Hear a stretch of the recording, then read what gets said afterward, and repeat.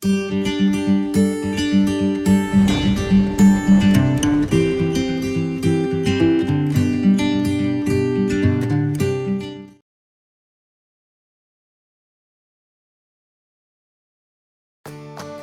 Friends, मैं doctor Kajal Mangukiya, gynaecologist, obstetrician and IVF specialist from Orchid hospital and IVF centre Vesu, Surat. नमस्कार, आपका स्वागत है ऑर्किड पेशेंट्स अवेयरनेस सीरीज़ में। अभी जो मंथ चल रहा है, जुलाई मंथ जो है वह आईवीएफ मंथ के हिसाब से सेलिब्रेट किया जाता है।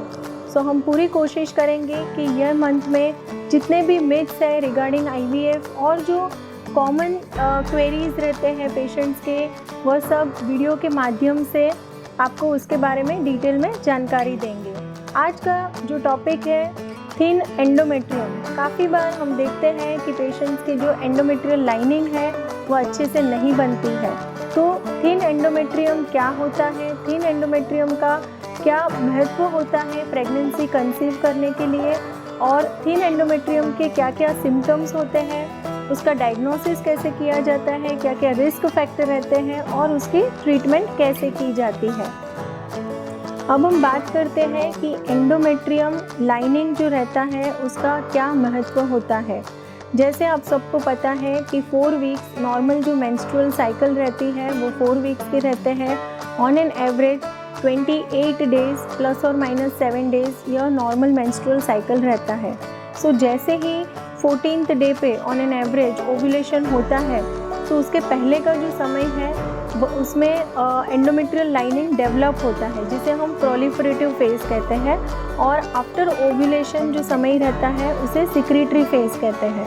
सो प्रोलिफरेटिव फेज जो है उसका मीनिंग है कि एंडोमेट्रियम के अंदर का जो लाइनिंग है on an average more than 8 millimetre अगर एंडोमेट्रियम थिकनेस है तो उसे अच्छा थिकनेस माना जाता है। अभी यह जो थिकनेस है वो डिपेंड करता है कि यह जो पर्सन है उसके बॉडी में ईस्ट्रोजन का लेवल कितना है। बिकॉज अगर ईस्ट्रोजन की मात्रा नॉर्मल है तो अच्छे से एंडोमेट्रियल लाइनिंग डेवलप होता है, और अगर इनसाइड का क्वालिटी या तो जो फॉलिकल डेवलप हो रहा है उसकी क्वालिटी अच्छी है तो वह ईस्ट्रोजन सिक्रीट करेगा और उसका जो इम्पैक्ट हमें दिखता है एंडोमेट्रियम के लाइनिंग में दिखता है। सो गुड एंडोमेट्रियम किसे कहा जाता है? अगर endometrial lining more than 8 mm है, ट्रिपल लाइन एंडोमेट्रियम है और गुड वास्कुलरिटी अगर है तो उसे गुड एंडोमेट्रियम माना जाता है। अब हम आगे चलते हैं कि एंडोमेट्रियल लाइनिंग अगर अच्छा रहता है तब इम्प्लांटेशन के चांसेस बढ़ जाते हैं। जैसे कोई भी सेंटर का हम आईवीएफ सक्सेस रेट देखते हैं। सो नॉर्मली जो आईवीएफ का सक्सेस रेट रहता है that is on an average is 40 to 45%। In case of natural cycle also 20% chances रहते हैं कि यह जो पर्सन है वह विदिन 1 ईयर का जो समय है, 12 महीने का जो समय है, उसके अंदर मैक्सिमम जो है 15 to 20% चांसेस है कि नॉर्मल हेल्दी एग रहेगा और सक्सेसफुल प्रेगनेंसी रुकेगा। सो अब हम डिटेल में बात करते हैं कि थिन एंडोमेट्रियम या तो एंडोमेट्रियम की जो लाइनिंग है वो पुअर डेवलप होती है, उसके पीछे क्या क्या रीजंस होते हैं।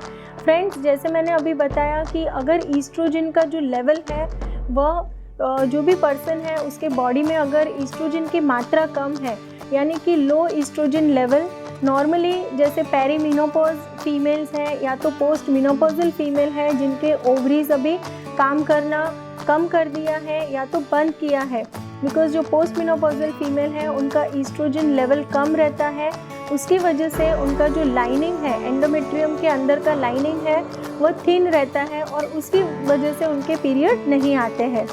और दूसरे जो पेशेंट्स हैं कि जिनका पुअर ओवेरियन रिजर्व है, यानी कि हम काफ़ी पेशेंट्स देख रहे हैं कि जिनका may be because of the lifestyle changes, environmental changes वगैरह की वजह से मिनोपॉज का जो उम्र है वो ऑलमोस्ट नियर अबाउट 35 to 40 मतलब नीचे आ गया है वो उम्र। जैसे पहले 55 ईयर्स पे मिनोपॉज आता था, अभी वो कम होके अराउंड 35 to 40 ईयर्स हो गया है। तो अगर पुअर ओवेरियन रिजर्व है तो ऐसे पेशेंट में भी एंडोमेट्रियल थिकनेस कम होने के चांसेस बढ़ जाते हैं।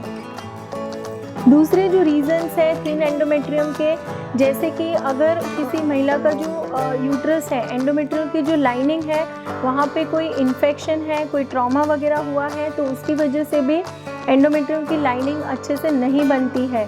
जैसे कि इन्फेक्शन में अपने इंडिया में मोस्ट कॉमन जो है ट्यूबरकुलोसिस, क्योंकि हम काफ़ी बार देखते हैं कि पेशेंट को जो पीरियड का फ्लो है वो कम रहता है, या तो एंडोमेट्रियम का जो लाइनिंग है वो अच्छे से नहीं डेवलप होता है, तभी यह पेशेंट में नेचुरल प्रेगनेंसी कंसीव करने में भी तकलीफ आती है। एंड मोस्ट कॉमन इज़ कि ट्यूबरकुलोसिस अफेक्ट दोनों बाजू के जो फेलोपियन ट्यूब्स हैं, फेलोपियन ट्यूब्स को मोस्ट कॉमनली ट्यूबरकुलोसिस अफेक्ट करता है। फेलोपियन ट्यूब के अंदर स्वेलिंग आ जाती है, पानी भर जाता है, जिसे हम हाइड्रोसल्फिंग्स कहते हैं, और यह इन्फेक्शन की वजह से एंडोमेट्रियल लाइनिंग पुअर रहती है।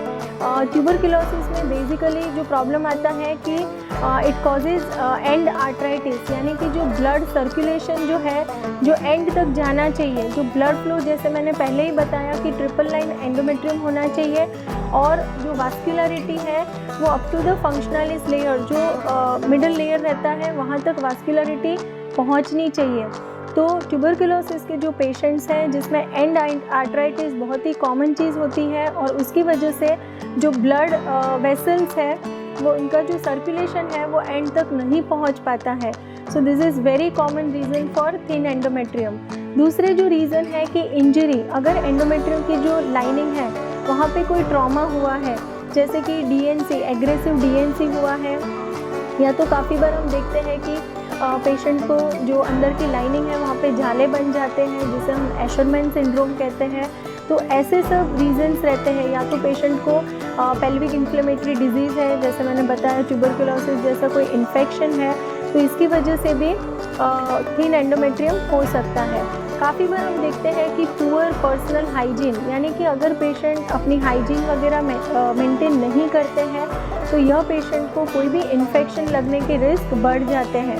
आइदर बैक्टीरियल, वायरल, फंगल, कोई भी इन्फेक्शन अगर क्रॉनिक एंडोमेट्रियाइटिस हो जाता है पेशेंट को, तो ऐसे पेशेंट में भी पुअर एंडोमेट्रियल थिकनेस रहता है। बाकी के जो पेशेंट्स हैं कि जिनका यूट्रस के अंदर फॉर एग्जांपल कोई फाइब्रॉइड है, कोई पॉलिप वगैरह है, तो इसकी वजह से भी एंडोमेट्रियम थिन रहता है।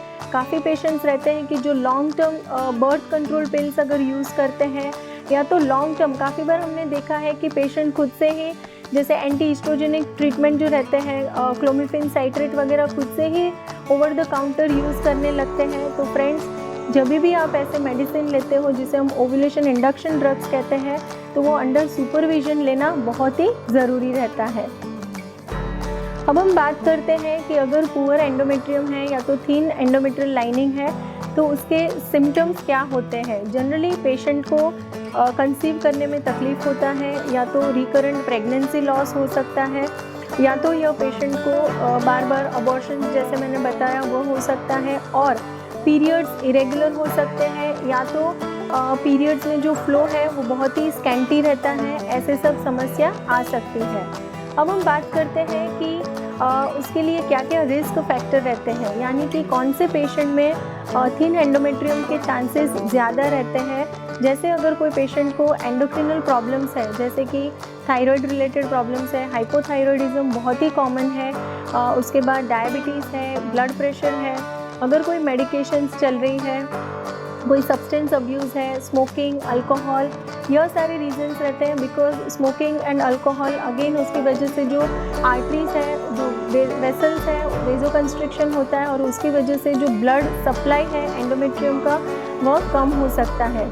और कोई पेशेंट है जिनका पेल्विक इन्फ्लेमेटरी डिजीज़ है, यानी कि पेल्विस में इन्फेक्शन है, जेनिटल ट्रैक्ट में इन्फेक्शंस है, या तो हिस्ट्री ऑफ अबॉर्शंस है, हिस्ट्री ऑफ डीएनसी, जैसे बार बार डीएनसी हुआ है, या तो एग्रेसिव डीएनसी हुआ है, तो ऐसे सब जो पेशेंट है वह हाई रिस्क ग्रुप में आ जाते हैं।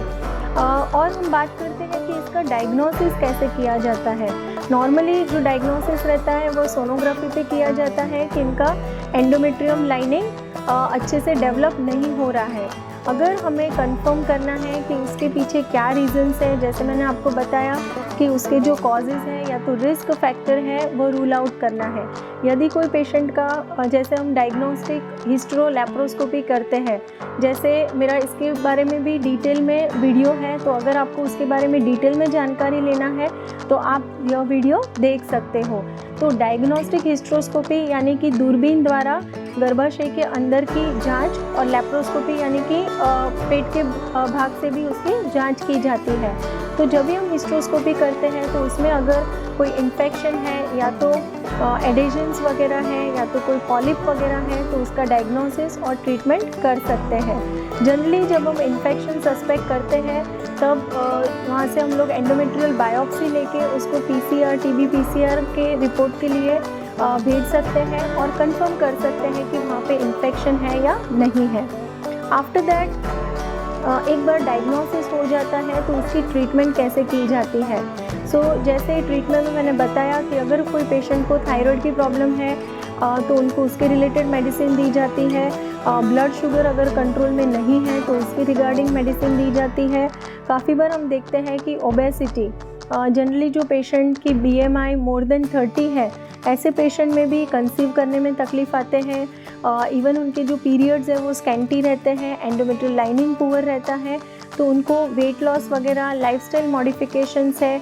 इवन पॉलीसिस्टिक ओवेरियन डिजीज़ के जो पेशेंट्स हैं जिसमें हार्मोनल इम्बैलेंस है, तो ऐसे पेशेंट में भी पुअर एंडोमेट्रियम लाइनिंग रहती है। ट्रीटमेंट बेसिकली जो है कि जो कॉज है, जो पेशेंट में क्या कॉज है वो फाइंड आउट करना है और यह जो कॉज है उसका ट्रीटमेंट देना है। इसके अलावा जो हम रूटीन में देते हैं कि ईस्ट्रोजन टैबलेट्स दे सकते हैं, estrogen cream and patches available है वह भी दे सकते हैं। यदि कोई पेशेंट में पॉलिप वगैरह है तो उसका हम हिस्ट्रोस्कोपिक गाइडेड पॉलिपेक्टमी कर सकते हैं। एडिशंस है तो उसको हिस्ट्रोस्कोपिक गाइडेड एडिजियोलाइसिस कर सकते हैं। बेसिक ट्रीटमेंट जो है वह ट्रीटमेंट ऑफ द कॉज, क्या रीज़न है और वह जो रीज़न है उसका ट्रीटमेंट देना है। यदि किसी को इन्फेक्शन है, जैसे ट्यूबरकुलोसिस का इन्फेक्शन है, तो उसका मेडिकेशन दिया जाता है। फ्रेंड्स, जनरली थिन एंडोमेट्रियम के जो पेशेंट्स हैं उसमें क्या क्या तकलीफ़ें आती है जैसे मैंने बताया कि रिकरेंट अबॉर्शंस हो सकते हैं, रिकरेंट IVF साइकिल फेल्ड भी हो सकता है। लेकिन अभी एक यूरोपियन स्टडी हुआ है और वह स्टडी में उन्होंने बताया है कि अगर endometrium lining between 5 to 7 mm है और कभी कभी ऐसा होता है कि हमें ट्रांसफ़र करना पड़ सकता है, तो ऐसे पेशेंट में भी IVF की जो सक्सेस रेट है वो अप्रॉक्सीमेटली 20 to 25% सक्सेस मिल सकता है। तो यदि आपका एंडोमेट्रियम लाइनिंग पुअर है तो आपको घबराने की ज़रूरत नहीं है। आपके जो डॉक्टर हैं, ट्रीटिंग डॉक्टर हैं, उनके साथ आप इस विषय में चर्चा कर सकते हो और आई एम श्योर कि आपके जो ट्रीटिंग डॉक्टर हैं वो उसका डायग्नोसिस करके उसके रिलेटेड आपको ट्रीटमेंट एडवाइस करेंगे। फ्रेंड्स, यदि आपके फ्रेंड सर्कल में भी कोई दंपति हैं जिन्हें ऐसी प्रॉब्लम है कि बार बार मिसकैरेज हो रहा है या तो उनके बार बार IUI या तो IVF साइकिल फेल्ड हो रहे हैं, तो ऐसे दंपति को आप यह वीडियो ज़रूर से शेयर करें। और यदि आपके इस टॉपिक के रिलेटेड कोई भी क्वेरीज़ है तो आप कमेंट बॉक्स में ज़रूर से लिखें। हम जल्द ही कोशिश करेंगे कि आपके इन सवालों के हम जवाब दे सकें। यदि आपको यह वीडियो पसंद आया है तो ज़रूर से इसे लाइक करें, शेयर करें ताकि मैक्सिमम लोगों तक सही जानकारी पहुँचे। And once again, thank you friends.